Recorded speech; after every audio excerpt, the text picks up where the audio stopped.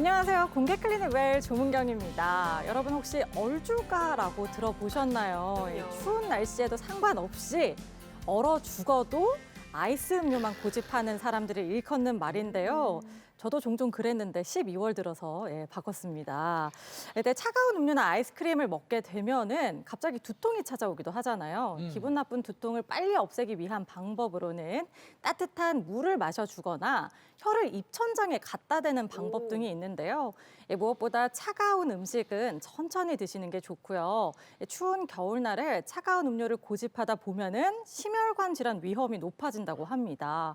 되도록이면 따뜻한 음료 드시는 게 좋겠습니다. 아, 따뜻한 음료 하니까 옛날 다방 생각이 나요. 여러분, 지금은 핸드폰이 많지만 옛날에는 핸드폰이 없을 때 다방에다가 전화해서 기다리는 사람을 만나고 이랬거든. 그럼 전화 카톡 딱 울려. 그럼 뭐, 이제 주인 여자가 딱 받아가지고, 알았어요. 김 사장님 전화 왔습니다. 그럼 김 사장이 7명씩 쫙 서고 이래서. 그래갖고, 김 사장님 너무 많네. 사직동 김 사장님, 접니다. 이러고 뛰어가고. 이제 그 사람들이 이제 겨울철에 앉으면 별로 이제 할 일이 없으니까 이제 김양아 쌍화차에다가 그 계란 좀 동동 하나 띄어도 그 따뜻한 쌍화차 하나 딱 먹으면요 그 추운 겨울에도 참 감기에 몸살 안 걸리면서 그 한 잔 탁 근데 뭐이 추운데 아이스 아메리카노를 말이야. 내가 먹고 있네 참 이거. 그러니까 매일 드시잖아요. 아니 조금 전에도 아까 아이스 아메리카노 드셨잖아요. 내가 먹고 있으니까. 이러면 여러분 겨울에 시원한 거 찾지 말고 따뜻한 온기로 부르 이웃들도 여러분 참 찾아보시고 따뜻한 사랑으로 이 연말 보내도록 해요. 따뜻하게 보냅시다. 네. 그리고 이 겨울날에는 따뜻한 거. 따뜻한 정종이 있지 않겠습니까? 네, 따뜻한 정종의 어묵. 정말 환상의 조합인데요. 근데 이 추운 날씨에 따뜻한 정종 계속 한두 잔 마시다 보면은 너무 4잔, 5잔 이렇게 되면 이제 또 이렇게 감기 걸릴 수도 있고 몸이 아플 수도 있으니까 분위기만 적당히 즐기자고요. 나 자신. 즐기자고. 불우이웃으로 훈훈하게 갔더니 정종으로 딱 마무리가. 그러니까요. 아니 날이 더우면 덥다고 생맥주. 그렇지. 추우면 춥다고 따뜻한 정조. 그렇지. 막 이래다가는 이렇게 진짜 마무리가 가네. 한 방에 훅 갈 수 있습니다. 건강을 챙겨야 되거든요. 아니 우리 아이들 보세요. 얼마나 말 잘 듣습니까? 추우면은 목도리 하죠, 장갑 하죠, 뭐 귀도리 하죠, 다 하거든요. 우리 보십시오. 뭐 패션 한다고 막 추워 죽겠는데 지금 막 치마 입고 생맥주 먹고 이러면 큰일 난다고요. 어깨 드러내고. 어깨 드러내고 막 구멍 난 거 있고 이러면 큰일 납니다. 아니 진짜 우리 겨울에 가장 중요한 게 건강이니까 여러분 따뜻하게 입고 롱패딩 같은 거 두툼하게 입고 건강 잘 나시기 바랍니다. 건강이 최고입니다. 네. 우리 조금만 더 신경 써서 따뜻하게 챙겨 입으시고 맞아요. 따뜻한 연말 보내셨으면 좋겠습니다. 내 건강을 지키는 좋은 습관 토요일 아침엔 공개 클리닉 웰 지금 시작합니다. 기온이 급격히 떨어지는 겨울이면 급증하는 뇌혈관 질환. 우리나라 사망 원인 5위를 차지하는 뇌혈관 질환은 생명을 위태롭게 하는 데다 회복해도 후유증이 남을 수 있는 만큼 신속한 치료와 예방이 중요합니다. 실명의 위험이나 손감각에 문제가 생길 수도 있잖아요. 증상이 있다면 신속하게 병원을 찾는 것이 중요한데요. 두통 때문에 약을 자주 먹었어요. 공개 클리닉 웰에서는 뇌 속 시한폭탄이라 불리는 뇌혈관 질환의 예방법과 치료법에 대해 알아봅니다. 네, 공개 클리닉 웰 오늘은요 뇌혈관 질환에 대해서 이야기 나눠보겠습니다. 오늘 도움 말씀 주실 건강주치의 신경외과 전문의 이재일 교수님 모셔볼게요. 안녕하세요.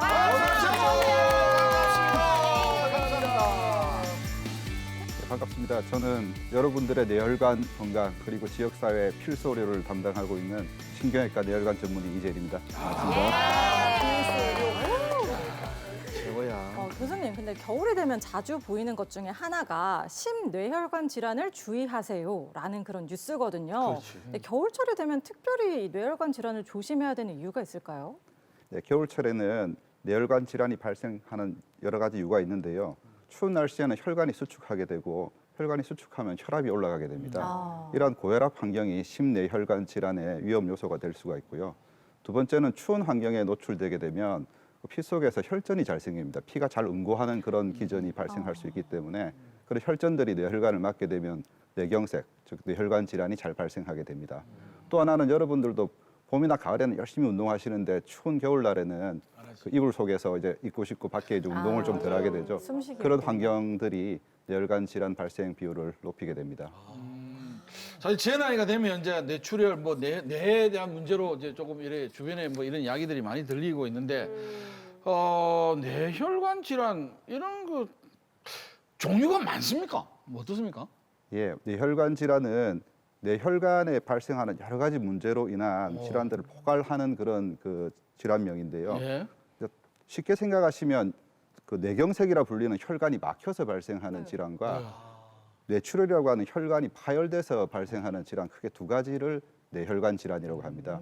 그걸 일반적으로 이제 뇌졸중이라고 이야기합니다. 예. 그래서 뇌졸중은 허혈성 뇌졸중, 출혈성 뇌졸중 이렇게 크게 두 가지로 구분된다고 보시면 됩니다. 그러면 허혈성 뇌졸중 내가 하나 그다음에 출혈성 뇌졸중 어떤 게 더 위험합니까? 실제로 굉장히 좋은 질문이신데요. 허혈성 뇌졸중, 그 뇌경색이라고 이야기하는 것과 뇌출혈은 그 예후가 조금 다릅니다. 뇌경색은 빠른 치료를 하게 되면 초기에 발생된 그런 신경학적인 장애들이 극복되는 경우가 많고요. 네네네. 그런데 뇌출혈은 실제 출혈 당시에 뇌 세포들이 많이 파괴되기 때문에 그 예후에 있어서는 뇌출혈이 예후가 훨씬 더 나쁘다고 알려져 있습니다. 아니 뭐 뇌 조직이 손상되고 뇌 출혈이 생기고 이런 말 너무 무서운데요. 그러면 이 뇌혈관 질환이 있으면 주로 어떤 증상이 나타나요? 예, 그 뇌혈관 질환의 경우에 방금 말씀하셨듯이 그 질환의 종류라든지 또는 뇌 손상이 된 부위 그리고 정도에 따라서 굉장히 다양한 증상들이 나타날 수 있습니다. 일반적으로 많이 알고 계신 그 증상 중에 하나가 편마비입니다. 좌측이든 우측이든 한쪽의 한쪽만. 팔다리의 마비입니다. 편마비가 마비. 굉장히 중요한데요. 뇌의 기능은 좌우가 분리되어 있기 때문에 한쪽이 손상되게 되면 그 반대쪽 기능이 그 억제되게 됩니다. 그래서 팔다리 마비가 한쪽으로 나타나는 것이 대부분의 뇌혈관 질환의 증상입니다. 양쪽 팔, 양쪽 다리 이런 것들은 사실 이제 뇌병변이 아닙니다. 그리고 그런 마비뿐만 아니라 언어 장애가 유명하죠. 말을 잘 못하게 되고 말을 잘 이해 못하게 되는 그런 언어 장애가 발생할 수도 있고 때로는 갑작스럽게 눈이 안 보이거나 시야가 그 한쪽으로 가려져 가지고 시야 장애가 오는 경우도 있고요. 특히 손해 쪽에 발생하는 어떤 뇌병변인 경우는 굉장히 자세를 잡기 힘들거나 또는 그 균형을 유지할 수 없을 정도의 굉장히 심한 어지럼증을 야기하기도 합니다. 이런 증상들이 일반적인 뇌졸중, 뇌혈관 질환의 증상이 될 수 있습니다.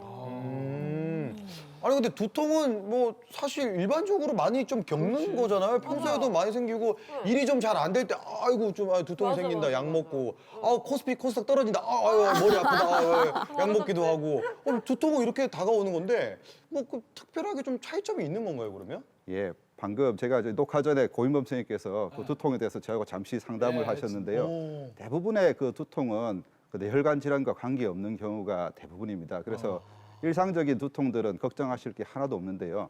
우리가 이제 뇌혈관 질환과 관계된 두통의 특징들이 몇 가지가 있습니다. 그런 것들은 대부분 아주 급작스럽게 발생하는 두통이 되겠고 일상생활에서 겪어봤던 그런 경험했던 두통의 강도보다는 훨씬 두통의 강도가 강합니다. 또한 더 중요한 것은 단순 두통 하나만 가지고 뇌혈관 질환을 진단할 수는 없습니다. 두통과 동반된 다른 앞서 말씀드린 마비라든지 언어장애 또는 균형장애 이런 그 신경학적 장애가 동반된 두통이 뇌혈관 질환에 관계된 두통이라고 보시면 됩니다. 네. 아까 뇌혈관 질환을 크게 뇌졸중과 뇌출혈로 나눌 수 있다고 하셨는데요. 그러면 이거 두 가지가 나타나는 두통의 증상도 좀 다른가요? 예, 그 방금 말씀하신 이제 뇌혈관 질환의 질환명이 조금 그 복잡해서 저도 가끔 헷갈리는데요. 아까 말씀하신 뇌졸중은 뇌혈관 질환을 통틀어 말씀하는 거고요. 그 뇌졸중이 허혈성 뇌졸중과 출혈성 뇌졸중이 있습니다. 그래서 용어를 좀 정리를 해드리면 뇌경색과 뇌출혈 이렇게 두 가지로 말씀하시면 굉장히 좀 이제 헷갈리지 않고 편하게 말씀할 수 있습니다. 그래서 질문을 다시 정리드리면 그러니까 뇌경색과 뇌출혈의 두통의 어떤 그 양상이 다르냐 이렇게 질문을 이제 받을 수 있는데요. 네네. 일반적으로 뇌경색은 두통을 동반하지 않는 경우가 많습니다. 혈관이 막혀가지고 뇌세포가 죽게 되기 때문에 뇌세포가 죽으면 아까 말씀드린 편마비나 언어장애나 어지럼증 이런 증상이 나타나지 아주 극심한 두통은 동반되지가 잘 않습니다. 그러나 뇌출혈은 혈관이 파열되는 동시에 그 그 피떡이라고 하죠. 혈종이 머리 안에 고이기 때문에 그런 혈종들이 뇌 주변의 혈관이나 내막을 자극해서 두통을 야기할 수 있고요. 또 그 공간 점유하는 병소가 뇌압을 올리기 때문에 두통이 발생합니다. 그래서 그런 두통은 강도가 굉장히 강하고 아까 말씀드린 그 다른 이제 그 증상들을 동반하는 그런 두통이 일어날 수 있습니다. 그래서 뇌경색은 두통이 잘 발생하지 않는데 일반적으로 가끔씩 전조 증상으로 두통이 발생할 수 있습니다. 혈관이 막히게 되면 뇌혈관은 그 혈관들이 막힌 부위에 피를 공급하기 위해서 주변에 있는 정상 혈관들이 확장하게 됩니다. 즉 척부순환이라고 이야기를 하는 거거든요. 그런 척부순환이 발생하게 되면 혈관이 확장하게 되고 뇌동맥이 확장하게 되면 그게 두통을 야기할 수 있습니다. 일반적인 우리 편두통 말 들어보셨죠? 네. 편두통 발생 기준이랑 좀 비슷합니다. 그래서 전조 증상으로 두통이 발생할 수는 있지만 일반적인 뇌경색인 경우는 두통이 잘 발생하지는 않습니다. 자, 이렇게 뇌혈관에 문제가 생겼다면 어떻게 치료하는지 많이들 궁금하실 텐데요. 뇌동맥류 시술을 받는 장면을 저희가 카메라에 담아봤습니다. 함께 보시죠. 우선 두통이 심했습니다. 저녁에 잠잘 때도 많이 아팠고 그다음에 눈앞에 조금 반짝거림이 있었습니다. 비파열 그 동맥류라고 해서 그 꽈리가 있다라고 해서 오늘은 색전수를 받으려고 왔습니다. 이 색전수를 잘 해서 제 가족이나 그다음에 저 직장이나 문제 없이 다시 일상으로 돌아가서 제 역할을 다 하고 싶습니다. 네, 무사히 시술이 끝나길 바라는 마음은 다 같을 것 같습니다. 색전술이라는 명칭만 들어선 잘 감이 안 오는데요. 시술인 만큼 부분 마취로 진행이 되나요? 아닙니다. 주로 국소 부분 마취로 진행이 되고요. 조영제를 넣어서 혈관의 모습을 살펴보고 있는데요. 저기 동그랗게 뭉친 부위가 뇌 동맥류입니다. 세이브, 오프, 로드맵 오프. 그 높입니다. 오케이. 6자리 되겠죠, 그렇죠? 너비 해주세요. 라테랄에서. 동맥류 크기에 따라 코일 선택이 달라지기 때문에 정확하게 동맥류 크기를 측정하는 것이 중요하고 혈관에 따라 얇은 관을 넣어주게 됩니다. 아, 야, 혈관에 들어 자칫하면 찢어지고 이럴 수도 있는데 정말 세심한 작업이 필요하겠네요. 이제는 천 넣고 절로 갑니다. 혈관이 제법 꼬불거려서 굉장히 어려울 것 같은데 무사히 도착한 것 같네요. 그러네. 예, 대동맥으로 2mm 이하의 카테터를 넣고 그 안으로 1mm 이하의 큰 카테터를 넣어서 백금으로 된 코일을 삽입하게 되는데요. 동맥류를 코일로 채워 혈액을 차단해 출혈을 예방하는 것입니다. 들어간다 그랬어요. 절로 간다. 아니 뭐 1mm, 2mm 말씀하시는 그렇지 아니 이거 굉장히 그냥 정교한 작업 같아요. 루틴 찍읍시다. 생각에는 듀라 이로전돼 있으면서 보일 거예요. 보면 저쪽만 방향상 그렇다 이거를 순서를 보면. 그래도 뭐 머리를 열거나 하는 게 아니기 때문에 시간이 그렇게 오래 걸릴 것 같지는 않은데요. 1시간 정도 걸렸어요. 네, 10시 10분입니다. 이제 약 껐으니까 잠 오는 거 이제 덜 할 거고. 네, 그렇게 하고 점심은 뭐 병실에서 지금 환자님 하고 있잖아요. 진짜로? 고생하셨어요. 나는 야, 뇌혈관 시술을 했는데 저렇게 환자랑 대화를 하는 게 너무 신기합니다. 아무리 시술이라 해도 가족분들은 걱정이 클 수밖에 없거든요. 그래서 보호자분께 자세히 설명드리고 이해를 도와드리고 있습니다. 흰 모자가 모자네. 그때 말씀드렸듯이 혈관이 지금 일반 정상인이 여기서 한 60도에서 90도 꺾인다면 거의 180도 턴 하잖아요. 이런 분들이 동맥류가 잘 생겨요. 지금 보시면 뭐 밑에 너무 꼬불꼬불하죠. 다리에서 기구들이 올라가는 시술이기 때문에 이게 우리가 고속도로처럼 일자로 뻗은 데서 작업하는 거랑은 완전 차원이 다른 거예요. 그래서 이게 제가 아까 아침에 올라가서 말씀드린 게 상당히 좀 힘들 거다, 예상된다 했고요. 마지막 사진만 보여드리면 중간 과정은 조금 뭐 어쨌든 잘 끝났어요. 문제 없이 잘 끝났고 이게 이제 마지막인데요. 그 예상했던 그 부위로 이제 코일이 잘 찼죠, 그렇죠? 그리고 2개가 들어갔어요. 하나, 둘.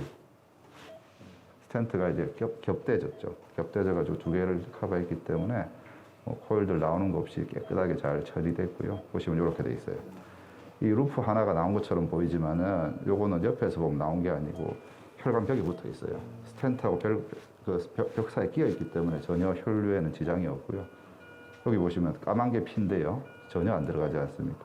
안쪽으로. 그래서 완전하게 잘 막혔어요. 그래서 차동 완전 차단됐죠. 그렇죠? 말씀하시고 팔다리 움직임 다 좋으십니다. 저 한마디를 듣기까지 저 얼마나 마음이 졸였을까. 무사히 회복했으면 좋겠습니다. 뇌 동맥류는 최근에는 건강검진이나 또는 이제 뭐 다른 여러 원인 때문에 뇌 사진을, 특히 혈관 사진을 찍게 되면 쉽게 다 발견할 수 있는 그런 병입니다. 우리나라는 동맥류의 유병률이 워낙 높기 때문에 이런 동맥류를 발견하고 본인이 알고 고민하시는 분들이 상당히 많습니다. 수술이든 시술이든 동맥류는 치료 가능한 병입니다. 그래서 동맥류가 진단되게 되면 저 또는 주변의 전문가 분과하고 상담한 다음에 이것이 과연 치료하는 것이 본인의 득이 되는지 또는 경과를 관찰하고 그런 경우도 있거든요. 그런 경우를 잘 판단하셔가지고 치료받으시면 되고, 최근에 우리나라의 치료 결과는 세계 어떤 나라보다도 치료 결과가 더 좋습니다. 그래서 다 맡기시고 치료받으시면 파열 없이 여생을 행복하게 사실 수 있을 것 같습니다. 감사합니다. 이야. 근데 우리 영상으로 본 부분 뇌동맥류라고 하셨는데 이건 어떤 질환이고 또 어떤 증상을 보이게 됩니까? 예, 일반적으로 뇌동맥류라고 하는 것은요, 뇌 혈관이 풍선처럼 이렇게 부풀어 오르는 상태를 말합니다. 그 원인은 여러 가지가 있는데 어쨌든 부풀어 오른 그 동맥류 부분은 혈관벽이 굉장히 약해진 부분이고, 그 부분으로 계속되는 이제 혈압, 그러니까 스트레스를 받게 되는 거죠. 혈압이 전달되면 약해진 부위가 파열되게 되고, 좀 전에 말씀드린 뇌출혈 중에 지주막하 출혈이라는 굉장히 특징적인 출혈을 하게 되는 그런 병입니다. 뇌혈관 질환하면은 저는 무조건 바로 병원. 빨리 병원에 가야 된다고 생각했거든요. 근데 아까 영상 보니까 뇌 동맥류는 득이 되는지 경과를 관찰한 다음에 이렇게 진행을 선택한다 이런 얘기가 있는 거 보니까 이거는 이렇게 바로 병원 가거나 이런 거랑 또 느낌이 다르네요. 예, 네, 맞습니다. 방금 말씀하신 그 동맥류는 터지지 않는, 파열되지 않는 비파열 동맥류에 해당되는 말씀입니다. 앞서 동맥류가 파열되게 되면 그거는 뇌출혈이 일어나게 되는 거거든요. 그거는 이제 지주막하 출혈이라는 굉장히 특징적인 출혈을 하게 되는데, 그런 파열된 동맥류는 굉장히 급하게 치료를 받으셔야 됩니다. 그러나 그냥 우연히 발견된 터지지 않는 비파열 동맥류는 응급으로 치료하는 그런 병은 아닙니다. 증상이 없기. 그러나 그 동맥류의 크기, 위치, 형태, 그리고 동맥류가 파열되지 않더라도 그 크기가 굉장히 큰 경우는 주변의 뇌실지를 누르거나 또는 뇌신경을 압박해가지고 증상을 일으키는 경우도 있습니다. 뇌신경마비, 제일 좀 흔하게 나타나는 것들이 우리 안검하수라 해가지고 눈꺼풀이 떨어지는 그런 병이 있습니다. 주변에 보신 적이 있을 건데 그런 안검하수가 생기거나 또는 눈의 운동이 그 양쪽의 눈이 똑같이 움직이지 않고 반대편으로 움직이는 사시 같은 경우죠. 그래서 일반적으로 환자분들은 복시를 호소하게 됩니다. 사물이 두 개로 보인다. 그런 증상도 그 증상의 원인 중에 하나가 뇌동맥류가 될 수 있습니다. 동안신경이라고 하는 신경마비가 오면 발생할 수 있는 증상이고요. 또 하나는 동맥류가 굉장히 크게 되면 주변에 정상적인 뇌 허혈을 만들어서 간질을 할 수 있습니다. 경련. 그래서 경련이나 뇌신경마비, 안검하수 이런 것들이 아주 크기가 큰 비파열 동맥류의 증상이 될 수 있습니다. 그런 경우는 일반 비파열 동맥류라 하더라도 빨리 검사를 받으시고 치료를 받으셔야 됩니다. 증상이 없는 뇌동맥류하면 다행이겠지만 증상이 조금이라도 있으면 이제 바로 병원을 가야 되겠죠. 예를 들면 골든타임 같은 게 좀 있나요? 예. 그 골든타임이라고 많이들 들어보셨을 겁니다. 황금 시간 이렇게 이야기하는데요. 저희들이 이야기하는 거는 이제 실제로 타임 윈도우입니다. 시간의 창이라고 하죠. 뭔가 빨리 치료를 하면 그 치료 결과가 굉장히 좋아서 그 병의 그 예후가 굉장히 좋게 되는 그런 시간을 말하는데요.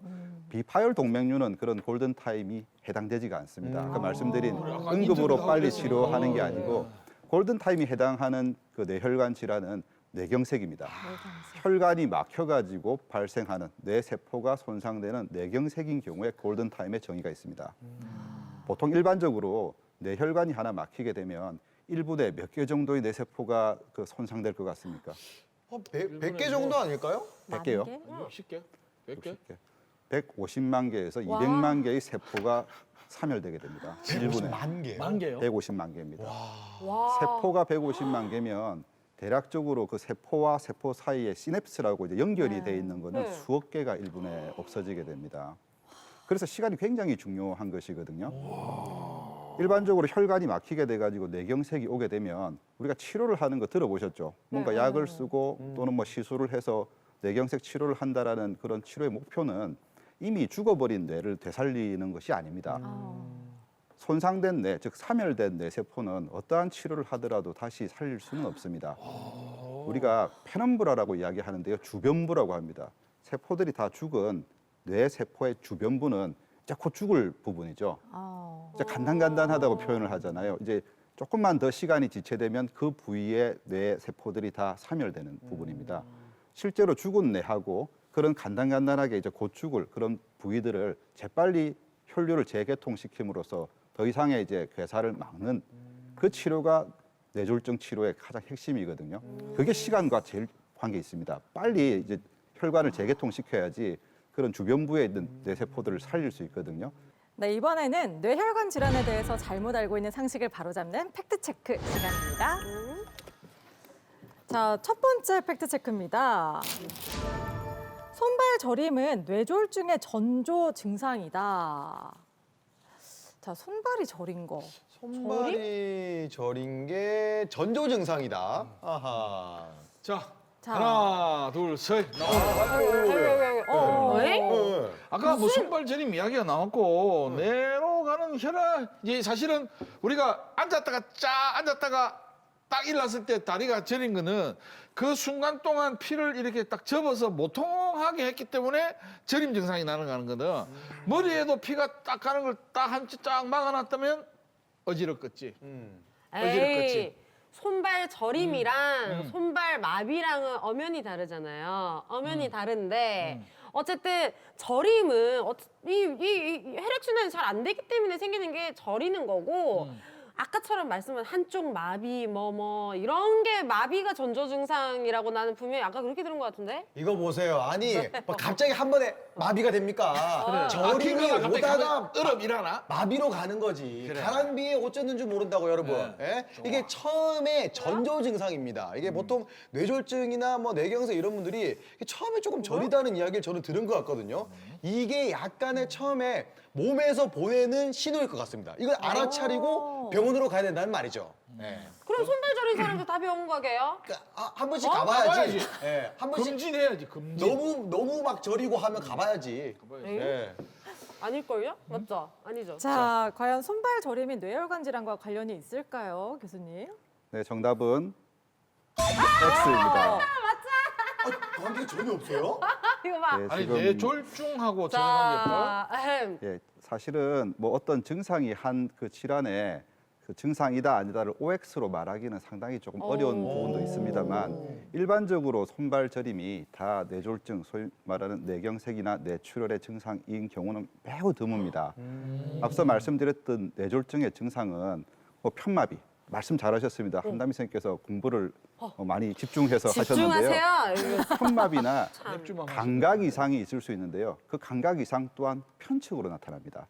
그래서 손발이라고 말씀하셨는데 그 질문 자체가 조금 그 문제가 있을 수도 있는 게 한쪽 손과 발의 저림은 가능할 수도 있습니다. 아주 드물지만 이제 잘라서 네, 반쪽. 시상이라고 하는 감각을 담당하는 부위에 아주 작은 점상 뇌경색이 오는 경우에 그쪽 부위에 손발 저림이 발생할 수는 있습니다만 굉장히 드뭅니다. 편마비가 아니었기 때문에 네, 정답은 그렇게 됐고요. 자, 두 번째 팩트 체크입니다.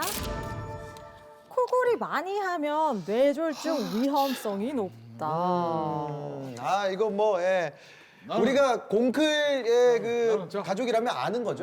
자, 하나, 높다. 하나, 둘, 셋. 오빠. 와. 아니, 이러면 안 돼. 아니, 우리가 이비인후과 할 때 그 다 했다 아닙니까? 아닙니까? 코골이를 많이 하면 어떻습니까? 바로 수면 무호흡증으로 살짝 빠질 수 있어요. 어허. 수면 무호흡증이 걸리면 어떻게 됩니까? 산소가 부족해집니다. 그래서 산소가 뇌 쪽으로 정상적으로 흘러가야 되는데 이게 부족해지면 어때요? 뇌가 아픕니다. 그렇게 되면은 뇌졸중이나 뇌경색의 확률이 올라갈 수 있다. 이렇게 생각하는 바입니다. 아니, 나는 그게 아니라 만약에 나 지금 코 많이 고는데 그럼 나 바로 가야 되는데. 그러니까 확률 좀 아니, 그게 이게 그러니까. 그거지. 이제 코를 많이 이제 고니까 사실 무호흡, 산소에 대한 무호흡이 있지만 이런 것들을 가지고 숨 좀 많이 참으면 다 죽어보게 물속에 마을에 들어가는 사람들은 물속에 숨 쉬러 들어가나 물속에 뭐 산소통 메고 내려가든 이러면 숨 좀 안 쉰다고 하면 다 죽어보게 그런 건 아니지. 그 대신 그런 것들이 좀 답이 못하겠죠? 틀리나 말이 좀 안 되네. 하여튼 물에 들어가면 다 죽나? 목소리 크면 다 얘기가. 그러니까 원래 이렇게 산소가 잘 안 가면 놀래서 이렇게 저절로 깬다면서요, 코 골다가도. 그러면은 뭐 수면의 질도 높지 않을 것 같고, 그러면은 잠 못 자면 머리가 멍해지고 뇌도 멍해져요. 이런 마음으로 네. 가면 안 돼. 우리 주원이 사장님. 만병의 근원이라고. 자, 원장님. 높다. 그래. 교수님 뭐야. 엑소 들어주세요. X를 아, 바라고 있는 것 엑소 같은데요. 들어주세요. 자, 오겠죠. 하나, 엑소. 하나. 보여야지 뭐. 정답은 빵점이세요. 그렇죠. 호흡은 무조건 뇌랑 연결돼 있다니까. 그러니까. 이게 공기가 제가 들어갈까? 세 분 다 너무나 대단하시고 이 공개 클리닉 웰이라는 프로그램이 너무나 좋은 프로그램인 것 같은 게 진짜 많다. 공부를 너무 많이 하셔가지고 세 분의 그 설명은 거의 다 맞습니다. 진짜요? 즉 우리 고 선생님 설명도 맞습니다. 그러나 일반적으로 수면 중 무호흡증이 발생할 수 있거든요. 코골이는 그것은 실제로 이제 그 비만 또는 복부 비만 또는 그 우리가 대사 증후군하고 관계가 있는 것인데요. 그런 것들이 고혈압과 심장 질환의 발병률을 높이기 때문에 결과적으로 최종적으로 뇌혈관 질환의 발생 위험을 높이는 겁니다. 말씀하신 수면 중 무호흡돼서 산소 포화도가 떨어진다고 해서 그것이 바로 직접적으로 뇌혈관 질환에 그 영향을 미치지는 않습니다. 그래서 2차적으로 심뇌혈관 질환에 굉장히 부담이 될 수 있기 때문에 그것이 뇌혈관 질환의 원인이 될 수 있다. 그러나 때로는 일부 그런 말씀을 들어보신 적이 있을 겁니다. 수면 중 무호흡증이 굉장히 심한 분들은 급사할 수 있습니다. 그런 거 한번 들어보셨죠, 그렇죠? 그래서 그것은 급작스러운 이제 뇌졸중의 원인이 될 수는 있는 거거든요. 정도에 따라 다릅니다. 그래서 일반적인 코골이가 그 뭐 되게 급하게 뭐 뇌혈관 질환을 악화시킨다 그런 건 아닙니다. 만성적으로 악영향을 미칠 수는 있습니다. 그래서 정답은 O입니다. 자, 세 번째 팩트 체크입니다. 네, 뇌출혈은 새벽에 잘 발생한다. 엥? 새벽에. 뇌출혈은 새벽에 자, 나는 잘 봐. 오케이. 하나, 둘, 셋, 나 오늘. 저도 아니 이거는 뇌출혈이 생기는 확률적으로 뭐 계절, 뭐 온도 요거까지는 이해를 하겠는데 새벽?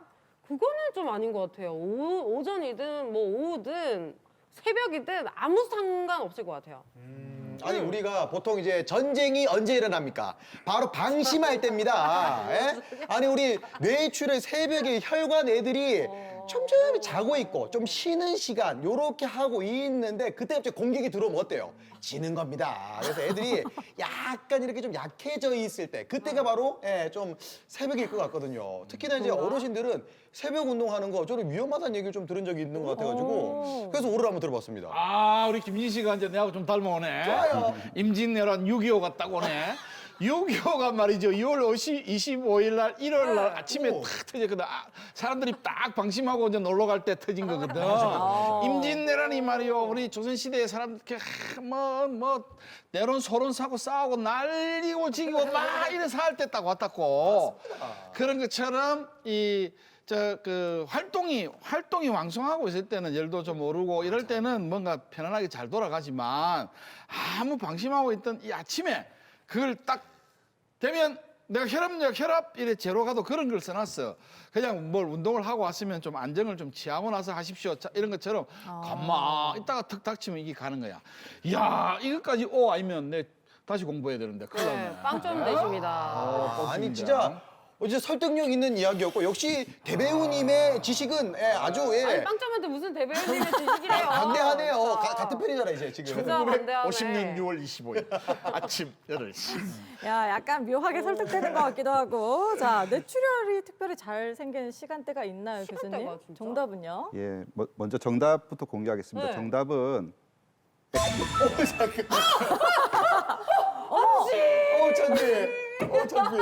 진짜예요? 빵점이세요. 이게 이 또한 질문이 조금 뭐 헷갈리는 질문일 수도 있는데요. 네. 진짜? 새벽에 잘 발생한답니다. 새벽에 운동하다가, 새벽에 일하다가, 새벽에 화장실 갔을 때 잘 발생한다고 좀 다르죠, 그렇죠? 그래서 국민건강보험심사평가원 자료가 있습니다. 그 언제 이제 뇌졸중이 제일 많이 발생하느냐를 뇌혈관 학회에서 발표한 적이 있는데요. 늦은 오후에 제일 많이 발생합니다. 그래요? 5시, 6시. 예, 그게 새벽이라는 것은 잠을 자고 있을 때 아닙니까? 주무실 때. 잠을 잘 때는 우리 그 몸속에서 자율신경계가 있는데요. 네. 굉장히 흥분했을 때를 이제 교감신경이라고 들어보셨습니까? 네. 놀란 네, 상태. 네. 그리고 평온한 상태가 이제 부교감신경이 네. 활성화될 때입니다. 잠을 잘 때는 부교감신경이 활성화되고 있거든요. 그래서 심장 박동도 늦어지고 호흡수도 떨어지고 굉장히 평온한 상태입니다. 그 시간대는 뇌혈관 질환이 잘 발생하지 않습니다. 심장도 마찬가지고. 그래서 스트레스를 많이 받고 노동 강도가 좀 많아지는 시간, 그게 오후죠. 그래서 그 시간대 심뇌혈관 질환 발생 비율이 조금 더 높습니다. 아, 오후에. 예. 뭐 밤새 뭔가 아프셔서 돌아가신다거나 뭐 이런 거 많이 본 것 같아서 그렇지. 헷갈려요. 우리가 뭐 또 나이 많은 사람들 있잖아. 그냥 조용한 잠질에 그냥 갔으면 좋겠다. 뭐 이런 말도 많이 하잖아. 그게 일반적으로 오후 늦게나 밤 늦게 발생했는데 주변에 보호자가 안 계셔가지고 새벽이나 아침에 발견한 발견되는 거야? 경우가 있습니다. 그래서 새벽에 발생된다고 보통 말씀하시는 경우가 많습니다. 그러네요. 말이 된다. 일리가 있네. 일리가 있네요. 자, 이렇게 뇌혈관 질환에 대한 이야기들 함께 나눠봤는데요. 팩트체크 여기까지입니다.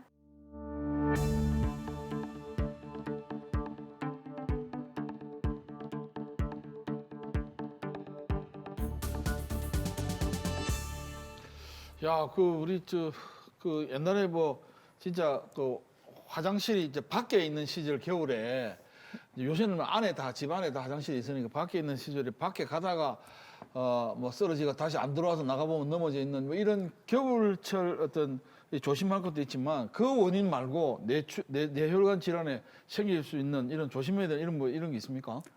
예, 방금 말씀하시는 그런 어떤 급격한 온도 변화, 뭐 겨울철 이런 계절들도 있고 또는 뭐 그 말씀 중에 뭐 좀 그렇지만 나이가 드는 노화가 되는 것들도 굉장히 그 중요한 어떤 뇌혈관 질환의 위험 요소로 알려져 있습니다. 그러나 그런 겨울철, 계절, 나이듦 이런 거는 저희가 어떻게 바꿀 수가 없는 거죠. 그렇죠. 그건 뭐 세월을 이렇게 역류할 거슬러 수도 갈 수도 없는 거고. 없고. 그러나 저희들이 굉장히 그 철저하게 지키면 예방하고 바꿀 수 있는 것들이 있습니다. 그거는 첫 번째도, 두 번째도, 세 번째도 혈압 관리입니다.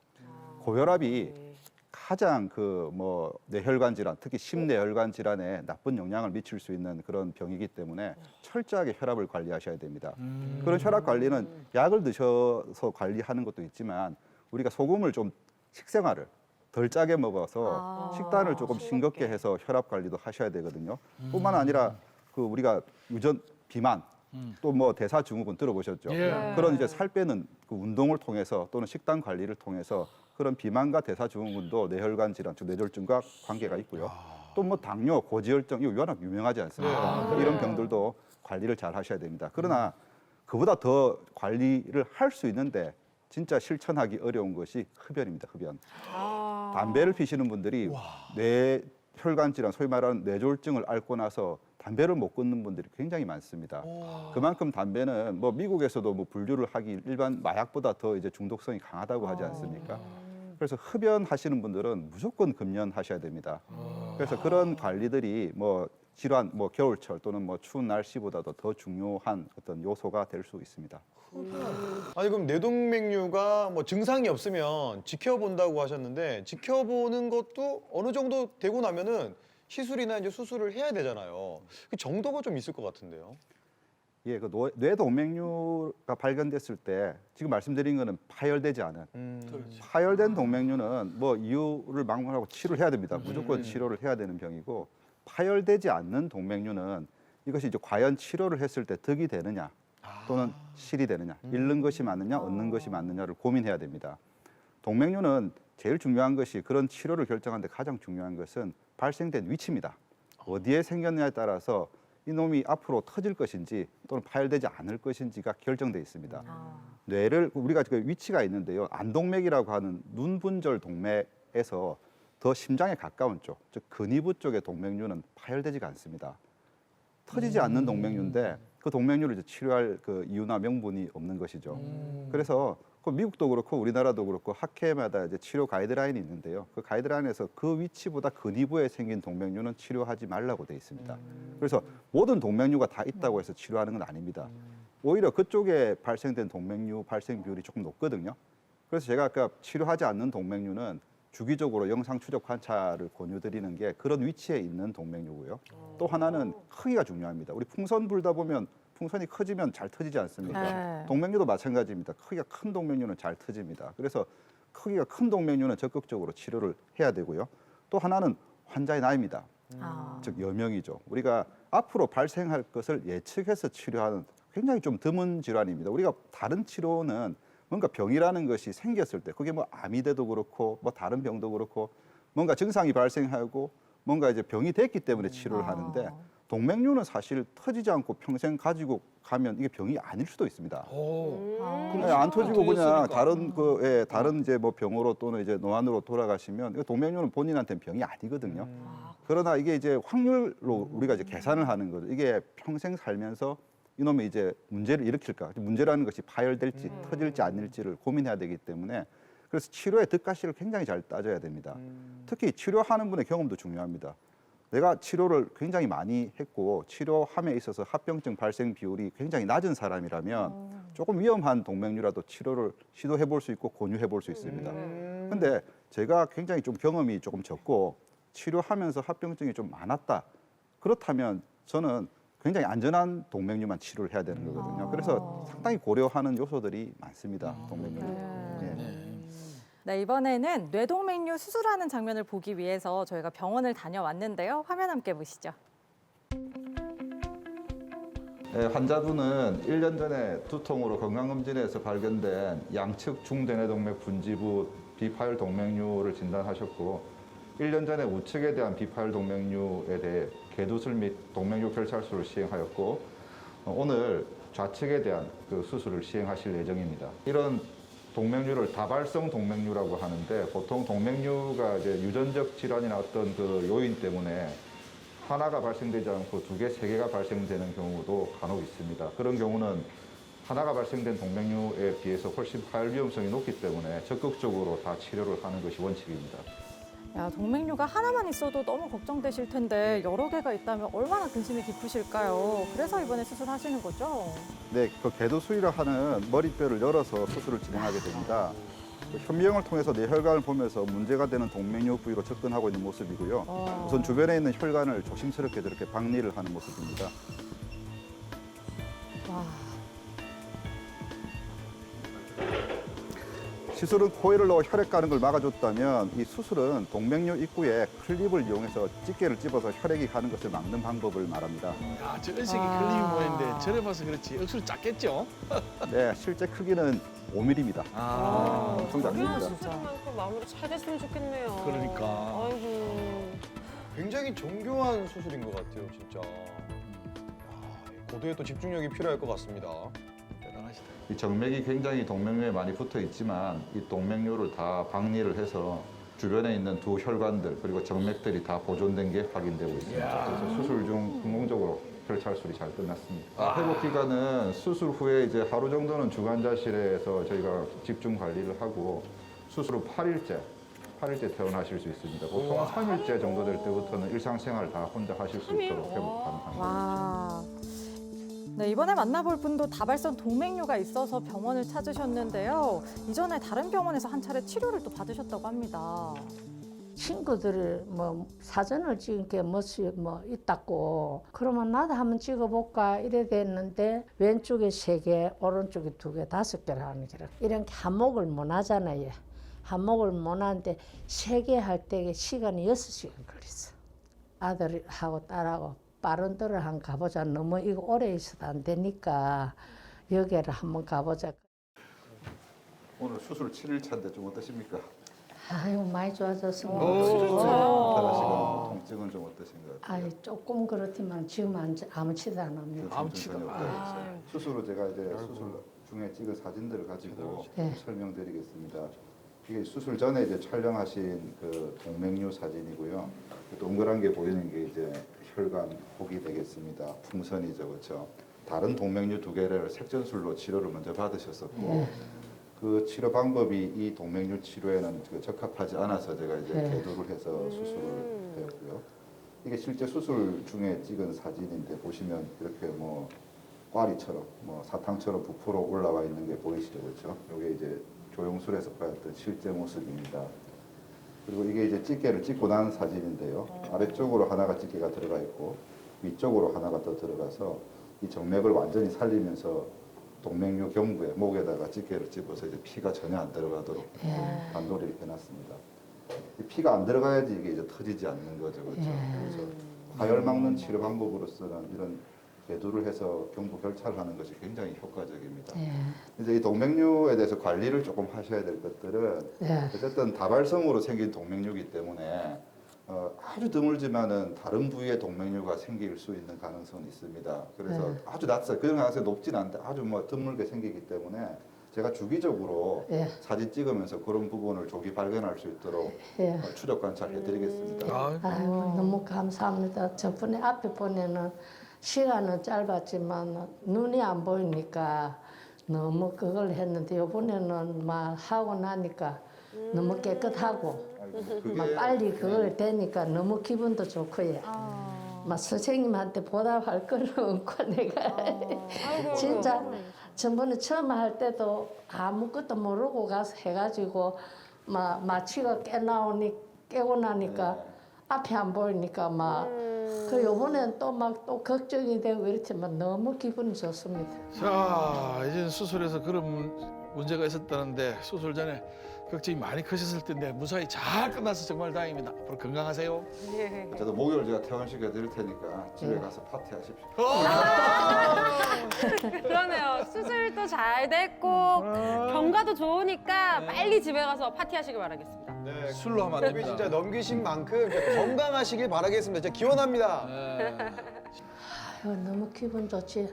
그런 거는 나도 마치 깨나자마자 눈부터 떠갖고 막 그래, 멋이 보이는 있는 거. 것이 아이고, 둘러봤다니까. 미치겠다. 보호자가 따라오는데 내가 그 이야기를 게 들리는 것도 여야 잘 들리고 눈도 잘 보이고 게 어머니 너무 감사합니다.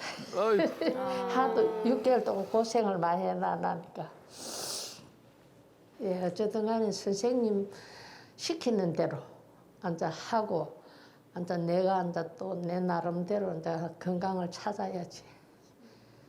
뭐 제가 담당하고 있는 게 이제 뇌혈관 질환을 수술 또는 이제 시술을 하는 중증 응급 질환의 최전선에서 제가 뭐 환자분을 치료하고 있는 입장에서 저희 아주 뭐 작은 실수라도 환자분한테는 치명적인 그런 어떤 결과를 일으킬 수 있고 해서 뭐 매일 하는 수술 또는 뭐 자주 하는 수술이지만은 수술할 때마다 굉장히 긴장도 많이 하고 스트레스도 많이 받습니다. 그러나 환자분들이 치료를 다 받고 이제 아주 뭐 행복한 표정으로 감사하다는 말씀을 이제 남기고 나가실 때마다 저는 굉장히 큰 보람을 느끼고 있습니다. 박수 쳐야 됩니다. 야, 뇌 관련된 치료라고 하니까 걱정이 클 수밖에 없는데 또 그 혈관이 막 엄청나게 이렇게 많이 뻗어 있는데 시술이나 수술을 한 뒤에 재발할 가능성은 어느 정도 어떻습니까? 예, 일반적으로 이제 뇌 동맥류를 치료를 하게 되는 방법이 앞서 보셨다시피 수술이 있고요. 또 하나는 시술이 있습니다. 색전술이라고 하는 충전하는 형태의 치료는 사실 제일 걱정이 조금 재발입니다. 우리가 같은 공간 안에 이제 금실, 백금실을 집어넣는 건데요. 100%를 못 집어넣습니다. 저희가 목표로 하는 건 한 50% 정도를 채우는 거거든요. 근데 50%를 채우게 되더라도 주변에 조직들이 자라고 혈전이 차기 때문에 대부분은 거의 파열을 막습니다. 근데 계속적으로 이제 우리가 채워놓더라도 혈압이 전달되는 거죠. 심장이 멎지 않는 한은 계속 혈압이 전달되니까 채워놓은 그 코일들이 밀리게 됩니다. 그래서 전체 치료한 환자분의 그건 뭐 전 세계적으로 비슷한데요. 한 7%에서 10% 정도는 재발합니다. 근데 재발의 정도가 굉장히 미약하기 때문에 주요 재발이라고 표현하는 즉 재치료가 필요한 색전술 그 환자 동맥류는 대략 한 2% 정도입니다. 그러니까 100명 치료하면 한 2명 정도, 2분 정도는 추적 관찰하다가 주요 재발이 됐을 때 재치료를 하는 것이죠. 근데 재치료는 첫 번째 치료보다 훨씬 안전합니다. 그래서 뭐 아무 문제 없이 치료받을 수 있으니까 걱정 안 하셔도 되고요. 집게 찝는 우리가 결찰술은 보셨다시피 기계적으로 강제로 찝는 거기 때문에 처음만 잘 찝어지면 재발은 거의 잘 하지 않습니다. 예. 그리고 재발보다 새로 이제 동맥류가 생기는 경우가 간혹 있는데 그건 굉장히 드뭅니다. 그렇지만 새로 생길 수도 있고 또 이제 아까 색전술한 동맥류는 조금 재발도 할 수 있기 때문에 주기적으로 그 영상을 추적 관찰하는 게 중요합니다. MRA든 CTA든 어쨌든 혈관을 볼 수 있는 그런 영상 촬영을 통해서 재발을 충분히 조기에 발견할 수 있습니다. 그러면은 이게 만약에 뇌동맥류가 있는지 모르고 이렇게 그냥 살다가 갑자기 어느 날 뭐 과하게 운동을 했다든지 아니면 갑자기 급심한 스트레스를 빡 받아가지고 팍 이렇게 피가 갑자기 몰려가지고 터지면 이게 뇌출혈이에요?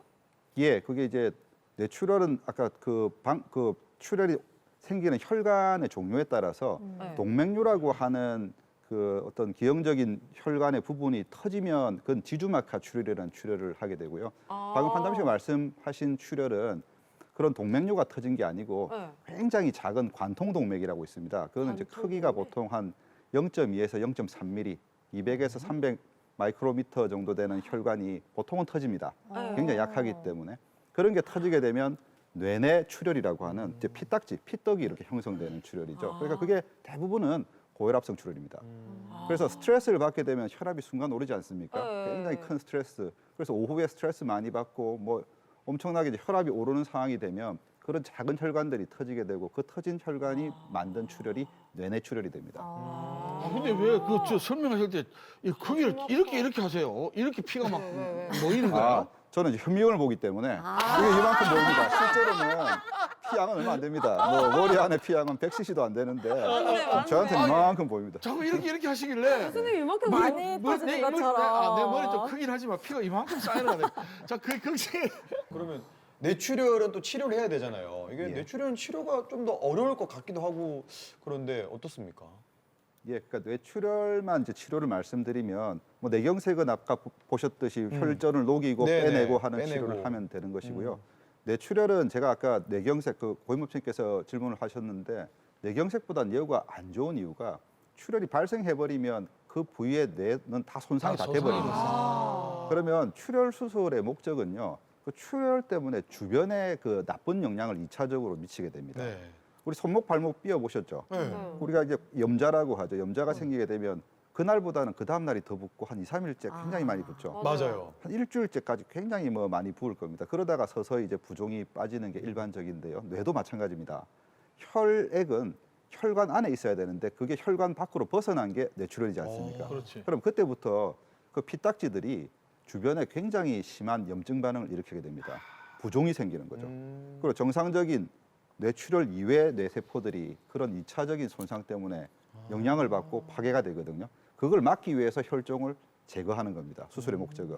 그래서 최근에는 수술을 하는 경우가 출혈량이 굉장히 많은 경우, 그 수술을 안 해줬을 때 환자분의 생명을 잃는 그런 경우에는 계두를 하고 들어가서 출혈을 제거합니다. 근데 출혈량이 작을 때는 그것만 쏙 빼내는 방법이 없지 않습니까? 수술 들어가면 주변에 수술로서 뇌 손상이 2차적으로 오게 되거든요. 그래서 그런 2차적인 뇌 손상을 주면서 출혈을 제거해야 될 이유가 없는 거죠. 그래서 최근의 수술 방법은 그 내비게이션이죠. 우리가 자동차 운전할 때 쓰는 내비게이션을 뇌 수술에도 씁니다. 정의 수술인데요. 정확하게 화면을 보면서 그 혈종이 있는 부위까지 관을 하나 꼽습니다. 그 주변의 손상을 최소화하면서 관을 꼽아서 그 관을 통해서 혈종을 이렇게 빨아내는 그런 형태의 치료를 좀 많이 하고 있습니다. 그리고 출혈량이 적을 때는 출혈을 안 해도 되는 게 우리가 눈 오는 거로 비슷하죠. 눈이 조금 이래 쌓였을 때는 저희가 눈을 치우지 않지 않습니까? 근데 눈이 많이 쌓였을 때는 이제 방해가 되고 치우잖아요. 그런 거하고 비슷하다 보시면 됩니다. 자연적으로 혈종량이 작을 때는 흡수됩니다. 몸속에서. 그래서 약물 치료라고 보통 표현을 하는데요. 수술하지 않고 그냥 약으로 뭐 이렇게 치료하는 경우도 상당히 많습니다. 자, 그러면 이 무시무시한 뇌혈관 질환을 예방하고 건강하게 생활할 수 있는 담배 피지 말아야 되겠지만 건강하게 생활하면 어떻게 하는 게 좋겠습니까? 예, 뭐 가장 중요한 것은 뭐 스트레스를 받지 말아야 되는 것도 있지만 가장 중요한 것이 혈압 관리입니다. 첫 번째도 혈압, 두 번째도 혈압, 세 번째도 혈압입니다. 그 혈압이 높은 분들은 꼭 이게 그 뭐 약을 드셔야 됩니다. 이전에 그 어르신들이나 환자분들이 혈압약을 먹기를 되게 꺼려하십니다. 이유는 한 번 먹기 시작하면 평생 먹어야 되는 게 아닌가. 혈압약은 그렇지 않습니다. 혈압이 높은 순간 기간만 관리를 하시고 내가 다른 방법으로 즉 뭐 운동을 하고 체중을 빼고 또는 뭐 소금 줄이고 그래서 혈압이 정상화되면 그때는 서서히 혈압약 용량을 줄이고 끊어볼 수 있습니다. 근데 그게 안 될 때는 무조건 약을 드셔가지고 혈압을 떨어뜨려야 됩니다. 그래서 꼭 평생 먹어야 된다고 저는 말씀 안 드리거든요. 그만큼 약을 안 드시려면 다른 노력을 하시라고 말씀을 드립니다. 그런 노력이 안 될 때도 뭐 약은 그 정상 혈압을 유지할 때까지는 복용을 하셔야 되고요. 그다음 뭐 아까 말씀드린 담배, 뭐 무조건 끊어야 되는 이제 담배. 그리고 건강검진을 한 번씩 받으셔야 되고 우리나라는 이제 국가 건강검진을 하기 때문에 기본적으로 뭐 혈압이나 당뇨나 고지혈증은 이제 미리 이제 우리가 알 수가 있죠. 그런 것들이 다 뇌혈관 질환에 안 좋은 영향을 미치는 그런 질환들이니까 조기에 발견해가지고 관리하시는 게 중요합니다. 그리고 뭐 스트레스 아까 말씀드렸지만 스트레스는 뭐 만병의 근원인 이유가 그래. 그 교감신경계가 활성화되죠. 스트레스를 받으면 굉장히 긴장하지 않습니까? 그러면 혈관들 탄성도가 굉장히 이제 그 떨어지게 되거든요. 그런 것들이 심혈관 질환의 어떤 위험 요소가 되기 때문에 조금 마음 편안하게 여유를 가지고 사시면 될 것 같고요. 뇌혈관 질환은 그러나 뭔가 사진을 찍지 않으면 발견할 수가 없습니다. 그래서 이게 뭐 공고사항으로 언제 사진을 찍어보세요 이런 건 없지만 그래도 뭐 본인이 생각할 때 내가 이제 건강에 관심이 갈 나이 정도 때는 뭐 MRA든 CTA든 어쨌든 A라고 붙은 게 혈관이거든요. 혈관을 포함하는 영상 촬영을 한번 하시면 뭐 동맥류도 발견할 수 있고 다른 뇌혈관 질환들 미리 다 뭐 혈관이 좁아진 것들 다 발견할 수 있습니다. 자, 이번에는 퀴즈로 건강도 챙기고 상품도 챙기는 시간이 준비가 되어 있는데요. 카카오톡 플러스 채널에서 공개 클리닉 외를 검색하신 후에 채팅창에 정답을 보내주시면 저희가 추첨을 통해서 선물 보내드리도록 하겠습니다. 자, 다미 씨 퀴즈 주시죠. 네, 뇌혈관 질환에 전조 증상이 있다면 신속하게 바로 병원으로 달려가야 되는데요. 다음 중 뇌혈관 질환의 증상이 아닌 것은 무엇일까요? 자, 보기 드리겠습니다. 보기 1번 언어장애, 보기 2번 한쪽 팔, 다리 마비, 아하. 보기 3번 극심한 두통, 보기 4번 탈모 되겠습니다. 이거는 뭐 아예 연관성이 없기 때문에 8시 통근길에 대머리 총각. 자, 다음 주면 어느새 크리스마스입니다. 아, 네. 좋아. 아, 또 크리스마스가 월요일이다 보니까 선물 같은 시간을 또 갖게 됐는데요. 자, 이 선물 같은 시간 더 행복하고 즐겁게 보내시길 바라면서 또 저희는 다음 주 겨울철 특별히 더 조심해야 되는 화상에 대해서 함께 이야기 나눠보도록 하겠습니다. 자, 다음 주의 시간도 공개 클리닉 웰과 함께 해주시길 바라면서 저희는 여기서 인사드릴게요. 함께 해주신 여러분 감사합니다. 감사합니다.